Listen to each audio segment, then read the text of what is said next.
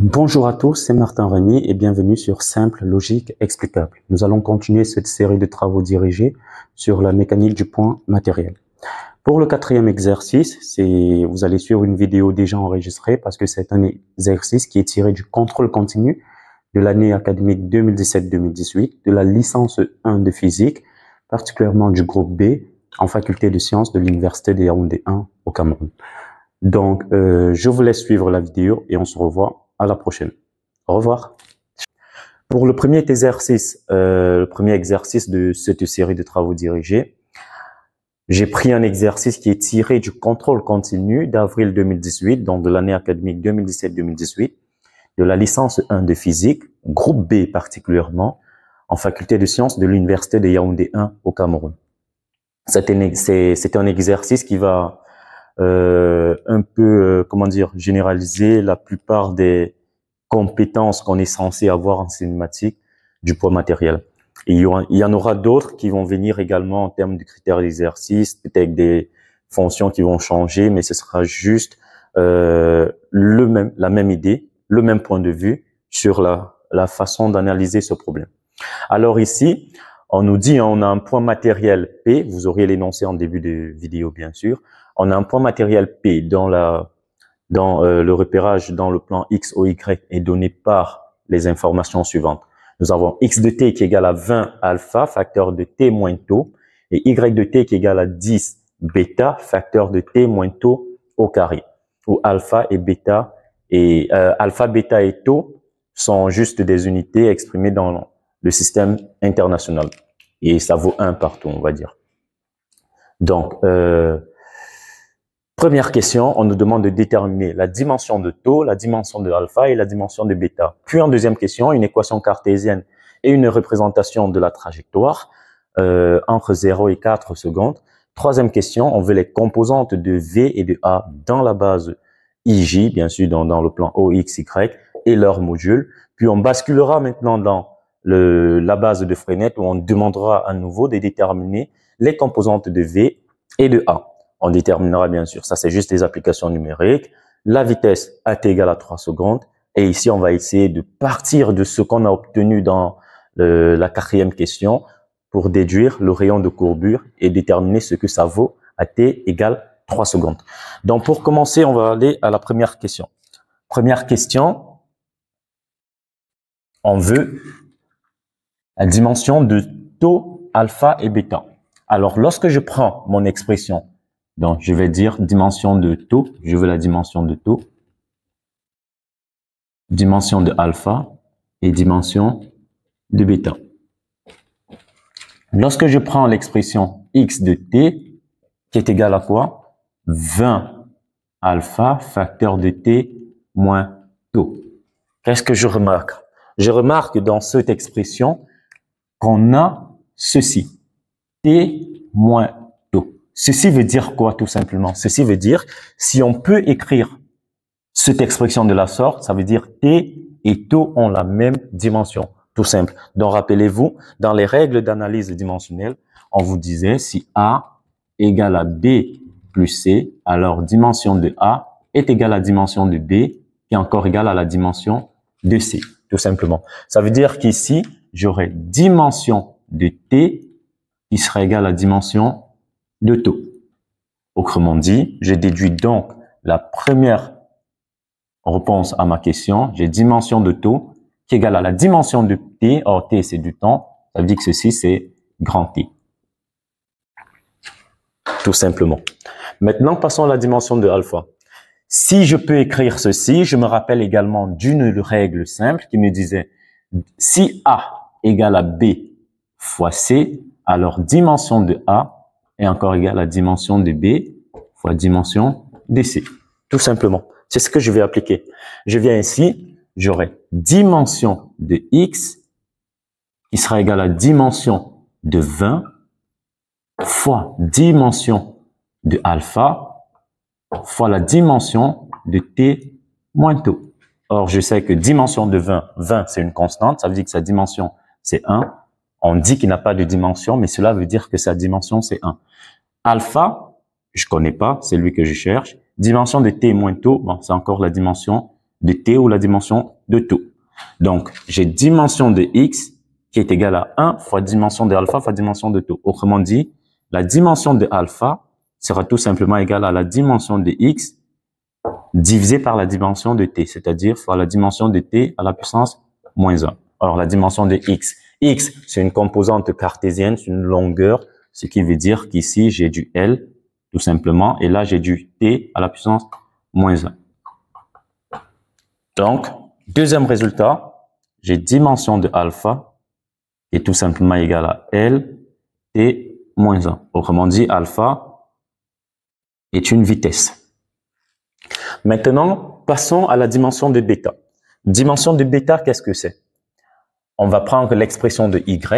On a y de t qui est égal à quoi? À 10 bêta facteur de t moins tau au carré. Ceci veut dire on va appliquer la même règle. Dimension de y sera égale à dimension de 10 fois la dimension de bêta fois la dimension de t moins tau au carré. Autrement dit, dimension de y est encore égale à dimension de 10 qui est 1 parce que 10 c'est une constante fois dimension de bêta que je connais pas fois dimension de t au carré. Donc, je me retrouve avec dimension de bêta qui sera égale à dimension de y divisé par la dimension de t au carré, autrement dit, fois la dimension de t à la puissance moins 2. Donc, j'ai mon résultat directement parce que je sais que la dimension de y, c'est tout comme la dimension de x, j'ai du L. Dimension de t, c'est tout simplement grand T, et là, j'ai L moins 2. Donc, dernier résultat de cette première question, dimension de bêta, c'est tout simplement L, T moins 2, ce qui nous fait penser, bien sûr, à une accélération. Deuxième question maintenant, on va passer à l'équation cartésienne et la représentation entre 0 et 4 secondes.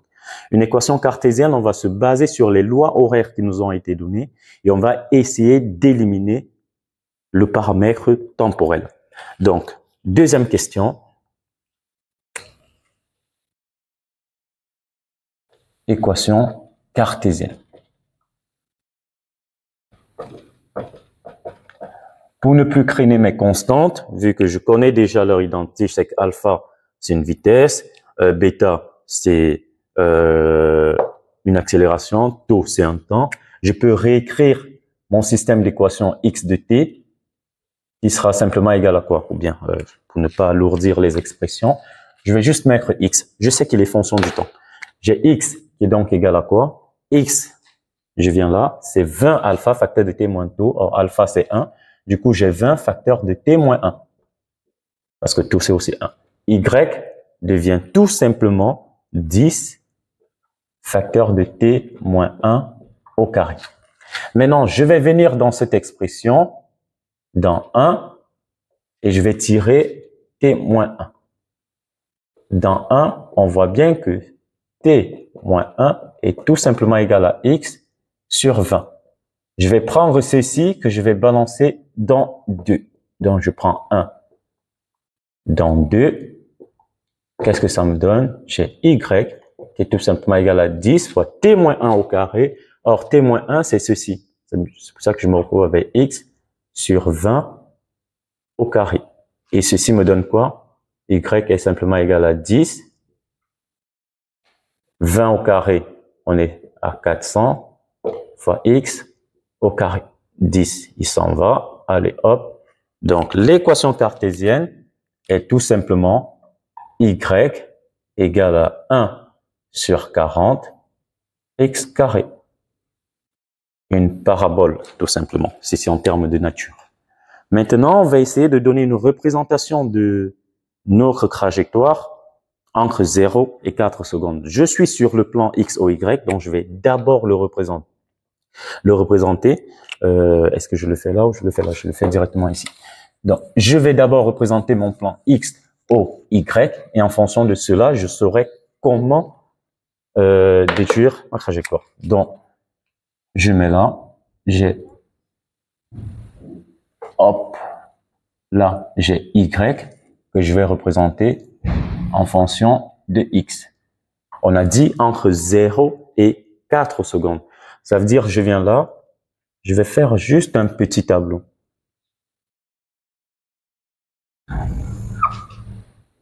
Et qu'est-ce que je vais mettre dans ce tableau? Je prends la variable temporelle que je vais faire varier jusqu'à 4, tout simplement. Ce sera trop facile, en fait. Donc, vous allez le faire. J'ai 0, 1, 2, 3 et 4, par exemple. On va mettre là. Et là, je mets ce que me vaut X, ce que me vaut Y. Et c'est ceci qui me donne en quelque sorte la position de mon point matériel P. Donc, à t égale à 0, où est-ce que je suis? Je m'en vais chercher X. À t égale à 0, je suis à 20 facteur de 0 moins 1, c'est-à-dire X vaut moins 20. Et Y, il vaut combien? Je peux également calculer là directement ou je peux venir là. Donc, Y, lorsque t vaut 0, X, lorsque t vaut 0, X vaut moins 20, Y vaut 10, ça fait moins 10. Non, pardon, qu'est-ce que je dis? Ça fait 10 tout simplement. Pourquoi ça fait 10? En fait, vous pouvez utiliser soit ceci, soit ceci. Si vous venez là, vous remplacez X par moins 20, qu'est-ce que vous allez obtenir? Si vous remplacez X par moins 20, vous allez obtenir ici 400. Et quand vous allez diviser par 40, ça va vous donner 10 directement. Maintenant, si on remplace T par 1, j'ai 0 et 0 tout simplement. Ça veut dire je passe par l'origine. Je remplace T par 1, par 2. J'ai 2 moins 1 qui me donne 1. Ça veut dire là, je suis à 20. Et où est-ce que je suis là? Je peux remplacer ici directement. Ça me fait encore du 10, tout simplement. Parce que Y, il ne peut être que positif. Lorsque je passe à 3, j'ai 3 moins 1, 2. 2 fois 20, 40. Et ici, lorsque j'ai 40, ça fait 40 au carré sur 40, ça fait 40, tout simplement. Ainsi de suite, donc je peux le faire jusqu'à 4 si je veux. Bon, je veux juste l'allure. Hein. Donc 4 moins 1, ça fait 60. 4 moins 1, ça fait 3. 3 fois 20, 60. Et là, je me retrouve avec combien 3. 4 moins 1, ça fait 3. 3 au carré, ça fait 9. Et 9 fois 10, j'ai 90 tout simplement. Et c'est ça que je vais représenter là. Donc je vois que je peux facilement aller sur une échelle de 10-10 tout simplement. Ou du moins 20-20. J'ai moins 20 là. Non. J'ai moins 20 là. 20, 40, 60, 80. 20, 40, 60, 80. Moins 20. Allez, donc là, j'ai moins 20. Là, j'ai 20, 40, 60, 80. Voilà à peu près ce que j'ai. Maintenant, qu'est-ce que je vais faire? Bon, là aussi, c'est pareil. Hein. J'ai 20, j'ai 40, j'ai 60, j'ai 80. Tout simplement. Je sais qu'il y a un 90, mais on va l'approximer tout simplement. Donc, je représente mon premier point. Moins 20, 10. 10, je suis à X moins 20 et 10, je suis quelque part là. Donc, comme ceci. Je suis en ce point. Tout simplement. 0, 0, je passe par l'origine. 20, 10, 20, exactement là, du côté opposé, je suis là. Très bien. Maintenant, je passe à 40, 40. Donc, je suis quelque part là, hop, quelque part là, hop. Je passe à 40, 40, puis je passe à 60 en X, 4, voilà, 3 fois 1, je passe à 60 pour 90. Donc 60 pour 90, on va dire que 90, il est quelque part là. Bah, et 60, hop, hop, hop, hop. Allez, c'est pas précis, mais c'est juste l'allure. Donc, j'aurai un truc qui va s'approximer à ça. J'ai ça, hop. Allez, non, non. Il va pas le toucher directement. Il va là, il rebondit, il remonte et il fait ceci. Donc, c'est à peu près ça, la trajectoire de mon point matériel P. C'est à peu près ça. Ce sera ça, sa représentation entre 0 et 4 secondes.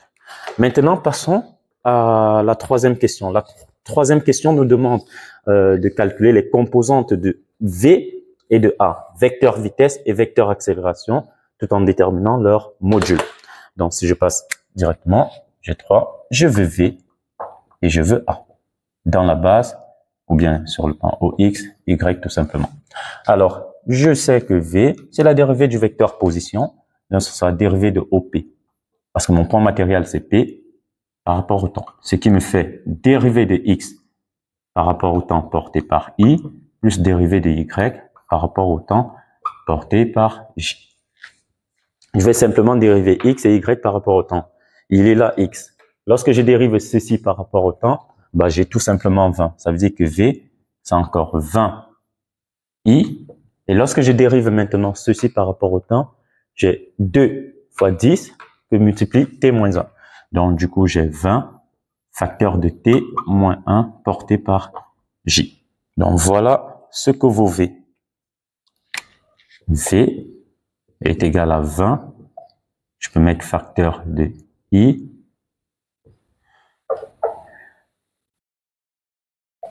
plus T moins 1 J. Maintenant, qu'est-ce qu'on peut encore avoir? Je peux directement calculer l'accélération.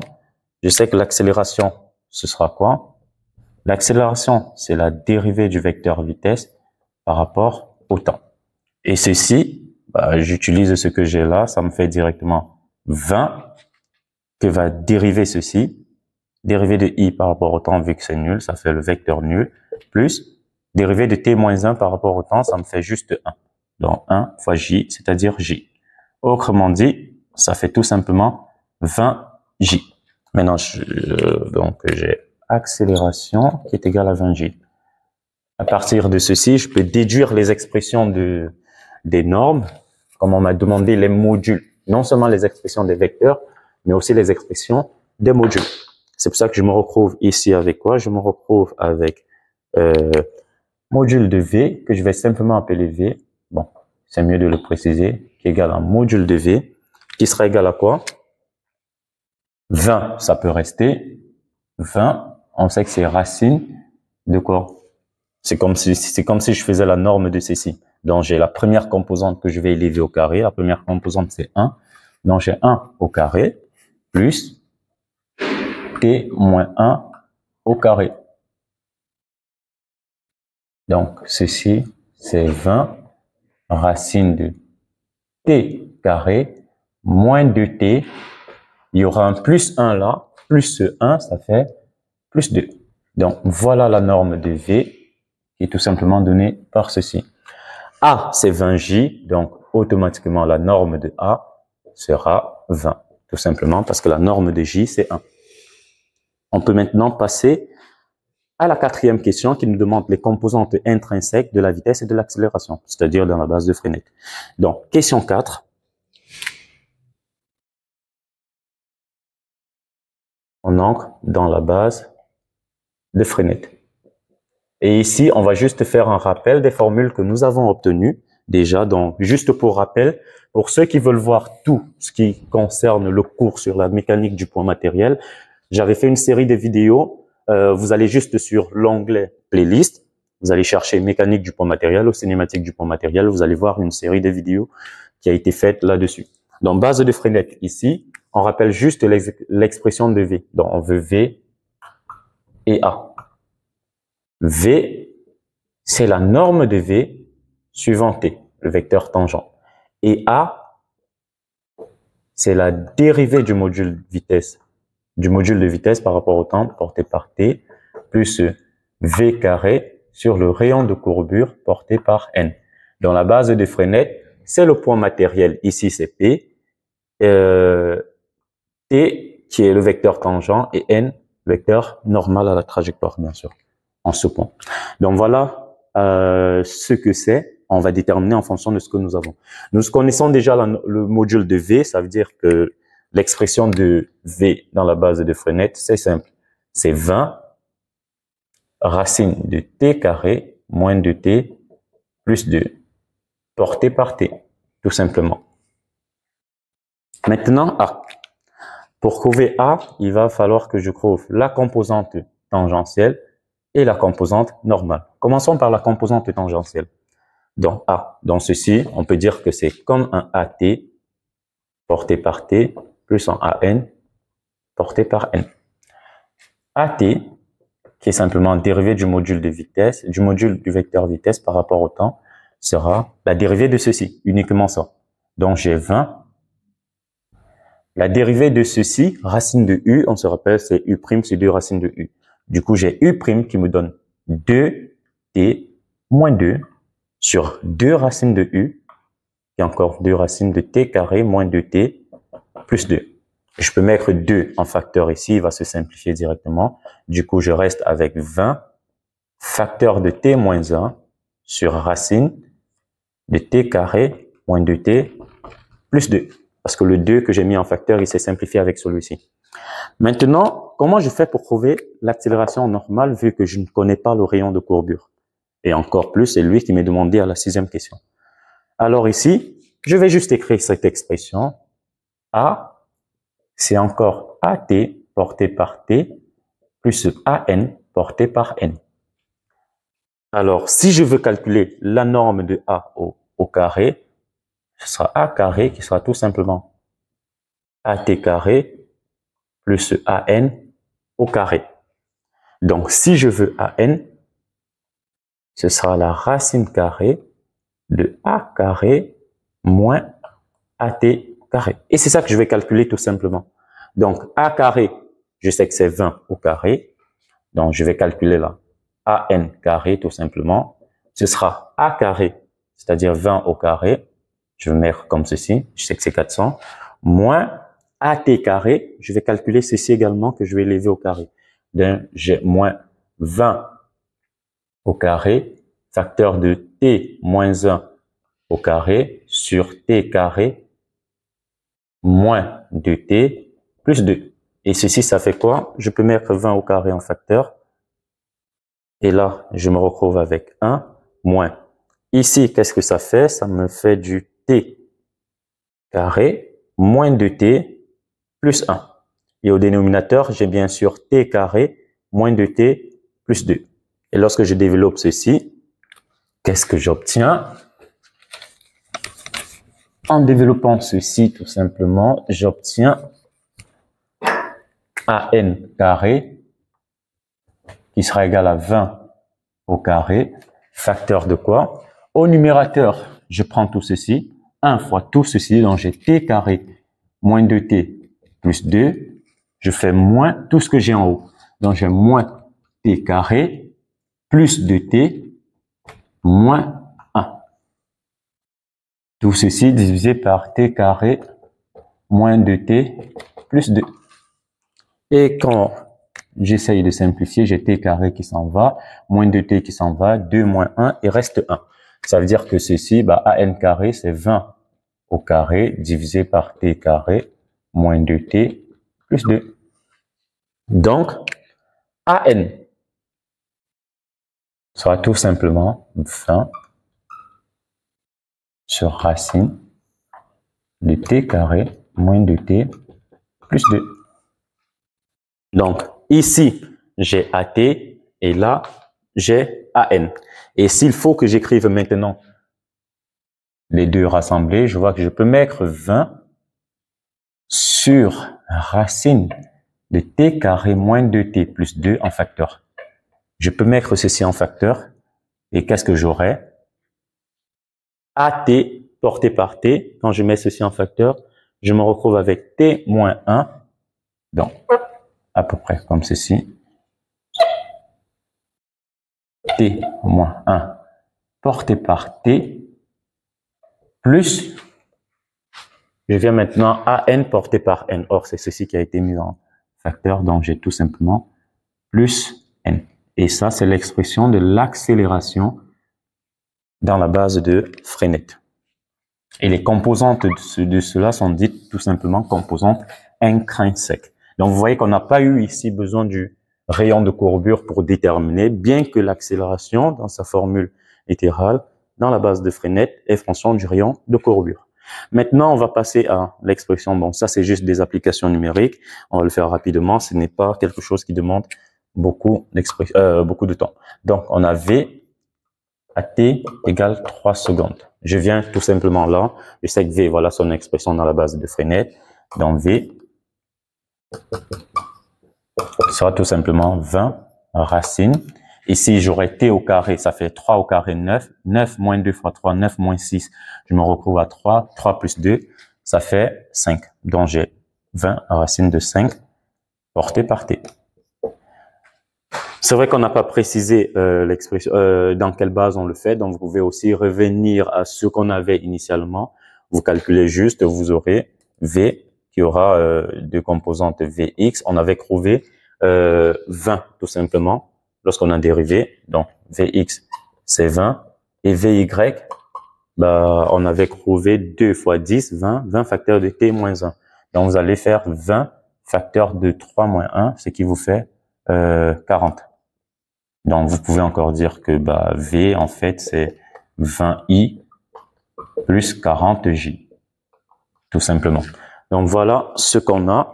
Et maintenant, la dernière question, rayon de courbure à t égale 3 secondes. On a déjà l'expression de l'accélération normale. Donc, c'est à partir de cela qu'on va avoir le rayon de courbure. J'espère que j'ai tout ce qui va m'aider. OK. Donc, sixième question, rayon de courbure.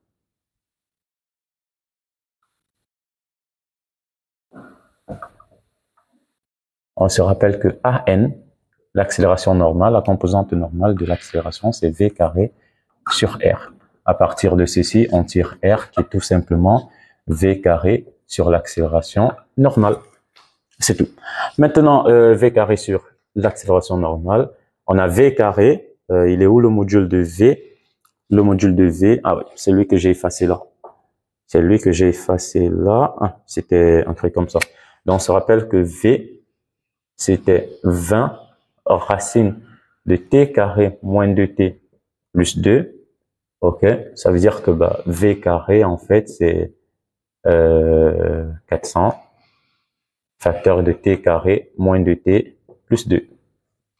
Voilà ce que nous avons. Et lorsqu'on va diviser par AN, j'ai donc R qui sera égal à tout ceci.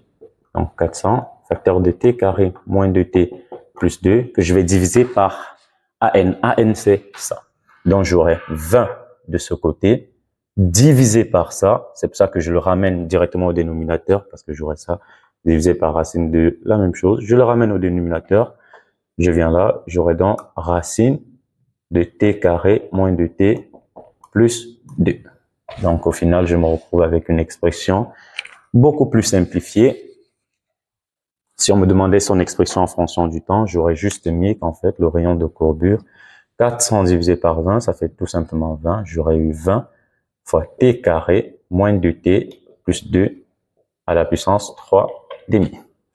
Voilà, ça c'est en fonction du temps. Maintenant, s'il faut at égale à 3 secondes,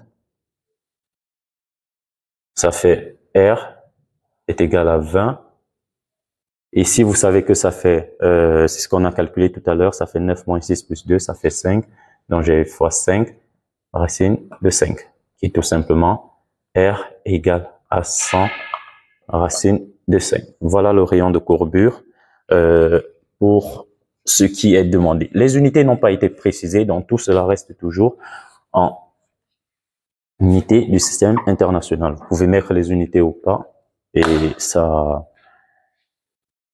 clôture notre premier exercice des cinématiques du point. C'était Martin Rémy.